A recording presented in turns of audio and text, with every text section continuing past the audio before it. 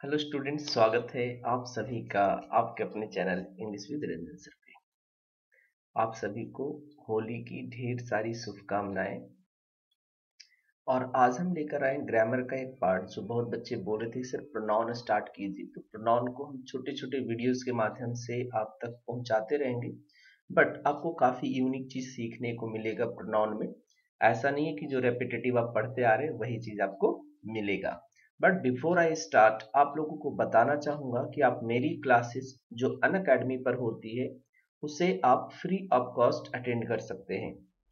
मेरी क्लासेस को अटेंड करने के लिए आपको क्या करना है, लर्नर ऐप इंस्टॉल कीजिए, अनअकैडमी का रजिस्टर कीजिए और कोड दिख रहा है आपको रंजन 2021। इस कोड का इस्तेमाल कीजिए जिससे आपकी क्लासेस अनलॉक हो जाएंगी। मैं आपको क्यों कह रहा हूं, क्यों आपको अनअकैडमी की मेरी क्लासेस लेनी चाहिए, इसके पीछे का एक रीजन है कि जब आप वहां पर आते हैं तो एक कॉम्पिटिटिव माहौल बनता है जो कि और कहीं शायद वो नहीं हो पाता है। और कॉम्पिटिटिव माहौल बनने में आपको क्या मिलता है वहां पे, कॉम्पिटिटिव माहौल कहने का मेरा अर्थ है कि आप वहां पर कुछ स्टूडेंट्स हैं, लाइक 100, 150, 200, 250, कुछ बैचेज और दूसरी जगह भी जाएंगे तो बहुत सारे नंबर ऑफ स्टूडेंट्स मिलेंगे जहां पर आपको अपना इवैल्यूएशन करने का बहुत अच्छा मौका मिलेगा। और आपको पता है कि सेल्फ इवैल्यूएशन बहुत जरूरी है कि हमने क्या सीखा है और लोग क्या सीख रहे हैं। आज सिर्फ ये जानना जरूरी नहीं कि हमने क्या सीखा है, आज आपको ये भी जानना है कि आगे वाला कितना सीख रहा है, आगे वाला कितना आगे चला गया है। और ये चीज आपको मिलता है पूरा कंप्लीट एनालिसिस आपको अनअकैडमी पर। आपके प्रोफाइल पे आपने कितना सीखा, आप आज पूरे दिन कितना पढ़े, कितना आपने सही किया, कितना आपने गलत किया, ये सारा डिटेल्स आपको मिलता है। और ये चीजें जब आपको मिलता है तो आपको अपनी गलती सुधारने का एक मौका मिलता है। तो हमारे क्लासेस को अटेंड कीजिए, डिस्क्रिप्शन में आपको मिल जाएगा लिंक, वहां से जाके डायरेक्ट आप हमसे जुड़ सकते हैं। अब बात करेंगे कि अभी अगर आप कोई सब्सक्रिप्शन लेते हैं तो उसी कोड के माध्यम से यूज करके अभी आप 10% डिस्काउंट के साथ, अगर आपको एग्जाम स्टेनोग्राफर का देना है, अगर आपको exam supreme high district court clerk का एग्जाम देना है तो यहाँ भी आपको काफी मिनिमल प्राइस में आपको कोर्सेज मिल जाएंगे। तो इन कोर्सेज को सब्सक्राइब करने के लिए आपको यहाँ पर ये प्राइस दिख रहा होगा, जस्ट आपको कोड इस्तेमाल करना है रंजन 2021। इस कोड का इस्तेमाल करना बिल्कुल ना भूलिएगा जिससे आपको 10% का डिस्काउंट मिल जाएगा। तो जाइए जल्दी से सब्सक्राइब कीजिए और क्लासेस देखने के लिए आपको लिंक में दिए डिस्क्रिप्शन बॉक्स को फॉलो करना है। चलिए, स्वागत है आप सभी का।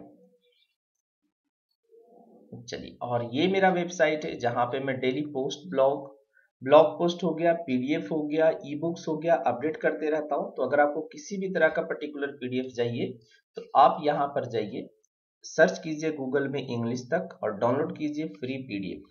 बहुत सारे पीडीएफ जो कि पेड हैं वो भी आपको यहाँ पर फ्री डाउनलोड करने को मिल जाएंगे। चलिए, तो हम बात करते हैं, काफी घिसा पिटा सा क्वेश्चन है कि अगर हम बात करते हैं व्हाट इज अ प्रोनाउन, तो जो बच्चे एसएससी की तैयारी कर ले उनको तो लगेगा सर ये तो वही चीजें हैं जो सब जगह हम पढ़ते हैं, लेकिन आपको यहाँ पर और भी अच्छी जानकारी मिलेगी कि a pronoun is a word which is used in place of a noun to stop its repetition is called a pronoun। अब देखिए, हम ये चीजें जानते हैं कि प्रोनाउन क्या होता है, हिंदी में इसको सर्वनाम कहते हैं, बट हिंदी और इंग्लिश का कोई रिलेशन नहीं है, इस बात को ध्यान रखेंगे। आप इंग्लिश टू इंग्लिश समझने की कोशिश करेंगे। प्रोनाउन एक वैसे शब्द को कहा जाता है जो किसी भी नाउन के बदले में यूज हो जाए। कोई भी नाउन हो उसके बदले में अगर आप यूज करते हैं तो वो आपका प्रोनाउन होगा। अब बात आती है कि सर क्या जरूरत है यूज करने की, तो आगे मैंने लिखा है जो मैक्सिमम बुक्स में अभी तक ये वाला पॉइंट नहीं आया है कि to stop its repetition. Its कहने का मतलब हो गया, सॉरी, इट्स कहने का मतलब हो गया इस नाउन से कि ये जो नाउन है इस नाउन के बार बार आने के जो यूजेस हैं या बार बार जो रिपीटेशन हो रहा है उस रिपीटेशन रोकने का काम करता है आपका प्रोनाउन। बार बार नाउन का प्रयोग सुनने में या लिखने में अच्छा नहीं लगता है, इसी वजह से हम प्रोनाउन शब्द का इस्तेमाल करते हैं। जैसे देखेंगे, Rohan is my friend, he is very good at English. अब यहां पर ही जो आया है इसी रोहन के लिए आया है। कि रोहन एक मेरा दोस्त है या रोहन मेरा दोस्त है और वो अंग्रेजी में बहुत अच्छा है। आई यूज टू स्टडी विद सीमा, मैं सीमा के साथ पढ़ा करता था। शी राइट्स ब्यूटीफुली, वो बहुत खूबसूरत लिखती थी। अब शी हमने लिखा है तो शी किसके लिए आया है? सीमा के लिए आया। तो ये सारी चीजें होती है कि प्रोनाउन जो भी नाउन होता है उसके बदले में प्रयोग किया जाने वाला एक शब्द है। लेकिन ये यहीं तक कंप्लीट नहीं हो जाता कि आपने इतना सीख लिया। हमारे पास एक पर्सनल प्रोनाउन का पूरा लिस्ट है। अब उस चीज को मैं लिखूंगा एक बार। जैसे हमारे पास पर्सनल प्रोनाउन है आई एंड वी, आपके पास है यू, आपके पास है दे, आपके पास है ही, आपके पास है शी, आपके पास है इट और ओके, इतना ही। I we you he she it और दे, तो ये सारे प्रोनाउंस हैं। क्या हमारा जो डेफिनेशन है इन सब पे अप्लाई होता है? तो जवाब आएगा नो। जब हम सीखते हैं कि संज्ञा के बदले में प्रयुक्त होने वाले शब्द को सर्वनाम कहते हैं, या जो अभी हमने डेफिनेशंस पढ़ा कि in place of a noun जो शब्द आ जाए उसको प्रोनाउन कहते हैं। लेकिन आप एक बात गौर करेंगे कि ये जो आई वी और यू है ना, ये कहीं भी किसी भी नाउन के बदले में इस्तेमाल नहीं होता है। अगर आज तक नहीं सीखा है तो इस पॉइंट को अच्छे से सीख लीजिए कि कभी भी किसी नाउन के बदले में आप आई नहीं लिख सकते, कभी किसी नाउन के बदले में आप वी नहीं लिख सकते, किसी नाउन के बदले में आप यू को नहीं लिख सकते। अगर आपको लगता है कि सर मैं ऐसा लिख सकता हूं तो कमेंट सेक्शन आपके लिए खुला हुआ है, आप कमेंट में जाइए और लिख करके बताइए। जब भी हम लिखते हैं कि किसी नाउन के बदले में आएगा तो ये आपके पास 4 प्रोनाउंस हैं और इसके अलावा भी अदर प्रोनाउंस हैं, लेकिन पर्सनल प्रोनाउन में 4 प्रोनाउंस हैं जिनका यूज आप किसी नाउन के बदले में करते हैं। इन तीनों का आप यूज नहीं करते, कभी भी आप यूज नहीं करेंगे। They are used as a noun, ये सब का यूज हम नाउन के जैसा ही करते हैं। ये कहीं भी पहली बार खुद को अपने आप यूज कर लेते हैं, मतलब इसके पहले जरूरी नहीं है कि कोई नाउन आए, अपने आप इसका प्रयोग हो जाता है। अगेन दोबारा कहूंगा कि अगर आपको लगता है कि हाँ सर मैं तो नाउन के बदले में आई का यूज करूंगा, वी का यूज करूंगा, यू का यूज करूंगा, तो कमेंट सेक्शन में आप लोग जरूर बताइए। अब बढ़ते हैं काइंड्स ऑफ नाउन प्रोनाउन की तरफ कि काइंड्स ऑफ प्रोनाउन क्या होगा। तो बात करते हैं, सबसे पहले जो भी हम बात कर रहे थे कि ये पर्सनल प्रोनाउन होता है और पर्सनल प्रोनाउन कहने का मतलब ही है कि किसी पर्टिकुलर पर्सन के लिए इस्तेमाल होता है। तो आज सिर्फ हम काइंड्स ऑफ प्रोनाउन को देखेंगे डिटेल में, जैसे he she it they I we you. देखो यहाँ पर आई वी यू मैंने लिखा भी नहीं है, ही दे वी ऐसा वी लिखा हुआ है, चलिए ठीक है कोई नहीं, चूंकि प्रोनाउन ये कहलाते हैं। डेमोन्स्ट्रेटिव प्रोनाउन की बात करो तो डेमोन्स्ट्रेटिव प्रोनाउन एक होता है दिस दैट दिस दो। तो पर्सनल प्रोनाउन जैसे हमने बताया कि पर्सनल प्रोनाउन होता है किसी पर्टिकुलर इंसान को, पर्टिकुलर थिंग को बताने के लिए। डेमोन्स्ट्रेटिव प्रोनाउन जो होता है ये किसी को डेमोन्स्ट्रेट करने के लिए होता है, किसी को इंट्रोड्यूस करने के लिए होता है, यानी किसी नाउन को आप पॉइंट आउट करके बोलते हैं तो हम डेमोन्स्ट्रेटिव प्रोनाउन का प्रयोग करते हैं। इंटेरोगेटिव प्रोनाउन सबको पता है कि इंटेरोगेटिव का मतलब प्रश्न पूछना होता है, इंटेरोगेट से बना है इंटेरोगेटिव।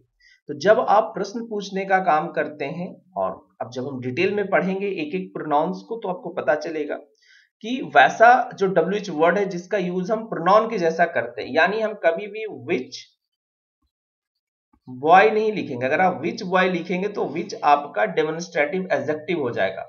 हमें लिखना विच इज योर फ्रेंड, मान लीजिए हमने कुछ ऐसा लिखा विच इज योर फ्रेंड, तो यहां पर विच जो है ये एक इंटेरोगेटिव प्रोनाउन है। तो ये काइंड्स आज आपको समझ लेना कि काइंड्स कितने होते हैं। चौथा हमारा इनडेफिनिट। इनडेफिनिट कहने का मतलब है कि किसी डेफिनिट पॉइंट डेफिनिट ऑब्जेक्ट्स को या डेफिनिट पर्सन को ये इंडिकेट नहीं करता है, या किसी डेफिनिट पर्सन या थिंग के लिए इसका इस्तेमाल नहीं होता है। जैसे हो गया नन, सेवरल, एनी। नेक्स्ट हमारा पजेसिव प्रोनाउंस। पजेसिव प्रोनाउंस वो प्रोनाउंस होते हैं जो किसी से रिलेशन बताते हैं, किसी से संबंध बताते हैं, यानी ये हमारा संबंध बताने वाला प्रोनाउन है।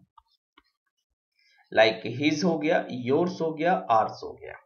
नेक्स्ट हमारा है रेसिप्रोकल प्रोनाउंस। रेसिप्रोकल प्रोनाउंस होते हैं वो प्रोनाउंस जो पारस्परिक संबंध बताते हैं, जैसे ए का संबंध बी का और बी का संबंध ए से, या कुछ इस तरीके से।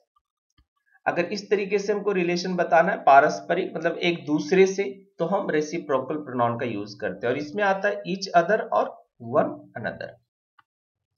नेक्स्ट आते हैं हमारे रिलेटिव प्रोनाउन। रिलेटिव प्रोनाउंस वो प्रोनाउंस होते हैं जो हमें किसी चीज को रिलेट करने का काम करता है, यानी ये दो चीज कार्य करता है, एक जोड़ने का काम करता है, साथ ही साथ ये रिलेट करने का भी काम करता है।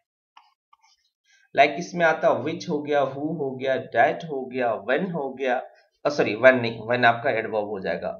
तो ये प्रोनाउंस जो होते हैं किसी नाउन को दूसरे से जोड़ने का काम, साथ ही साथ किसी ना किसी तरीके से रिलेट करने का काम करते हैं, रिलेशन बताने का काम करते हैं। जैसे देखेंगे this is the man who won the first prize. अब यहां पर हम देखेंगे कि द मैन को इधर वाले जो क्लॉज बना है इसको जोड़ने का काम कौन कर रहा है, हु। तो हु को यहां पर हम रिलेटिव प्रोनाउन कहेंगे। फिर बात करते हैं रिफ्लेक्सिव प्रोनाउन की। रिफ्लेक्सिव प्रोनाउन का मतलब ही अगर आपने साइंस पढ़ा हो, फिजिक्स पढ़ा हो, तो वहां पर एक टर्म पढ़ा होगा रिफ्लेक्शन, यानी रिफ्लेक्सिव प्रोनाउन वो प्रोनाउंस होते हैं जो एक्शन, जब भी आप एक्शन करते हो ना तो एक्शन सब्जेक्ट से होते हुए आगे बढ़ता है, लेकिन रिफ्लेक्सिव प्रोनाउन के प्रयोग से वो क्या होता है कि वो एक्शन आगे ना बढ़ के पुनः सब्जेक्ट पे आ जाता है। यानी अगर हम मोटे मोटे तौर पे करें कि रिफ्लेक्सिव प्रोनाउंस वो प्रोनाउंस होते हैं जिसमें सब्जेक्ट और ऑब्जेक्ट एक ही इंसान होता है, यानी एक्शन को करने वाला और एक्शन जिस पे किया जाए दोनों एक ही इंसान होता है, उसमें हम रिफ्लेक्सिव प्रोनाउन का प्रयोग करते हैं। जैसे आप लोगों ने सेंटेंस बहुत सुना होगा, वो फांसी लगा लिया। तो फांसी लगा लिया कहने का मतलब उसने खुद लगाया और खुद को लगाया, मतलब लगाने वाला भी वही है और जिसको फांसी लगाया गया वो खुद है, तो वहां पर हम रिफ्लेक्सिव प्रोनाउन का यूज करते हैं। एक आप देख रहे होंगे कि सेम तरीके का एग्जांपल्स नीचे भी दिया हुआ है, इंटेंसिव या इंफैटिक प्रोनाउन। तो यानी जो रिफ्लेक्सिव प्रोनाउन होते हैं उसका एक यूज है इंफैटिक या इंटेंसिव प्रोनाउन करके। इंफैटिक कहने का मतलब होता है कि जहां पर हम किसी को जोर दे करके बोलते हैं, कोई पॉइंट ऐसा होता है जिसको आप जोर दे के बोलते हैं। Like I myself go there, मैं ही वहां जाता हूं। I myself teach English, मैं ही पढ़ाता हूं। तो ये हो गया एक ही प्रोनाउंस है, लेकिन उनके यूजेस के आधार पर उनको दो नाम दे दिया गया है, रिफ्लेक्सिव और इंटेंसिव। तो ये तो आज था फर्स्ट पार्ट, जहां पर हमने आपको डेफिनेशंस के साथ साथ बीच में छोटी सी अच्छी पॉइंट बताया, काइंड्स ऑफ प्रोनाउन समझ में आया। और नेक्स्ट क्लास में हम एक एक प्रोनाउंस को आपके लिए लेकर आएंगे कि एक एक प्रोनाउंस के बारे में डिटेल में आपको मैं समझाऊं। आई होप ये छोटा सा वीडियो आप सभी को अच्छा लगा होगा, समझ में आया होगा कि प्रोनाउंस क्या होता है। बाकी स्क्रीन पे आपको दिख रहा है कि आपको क्या करना है। तो चलिए मिलते हैं हम नेक्स्ट वीडियो में, तब तक जाते जाते जय हिंद, जय भारत।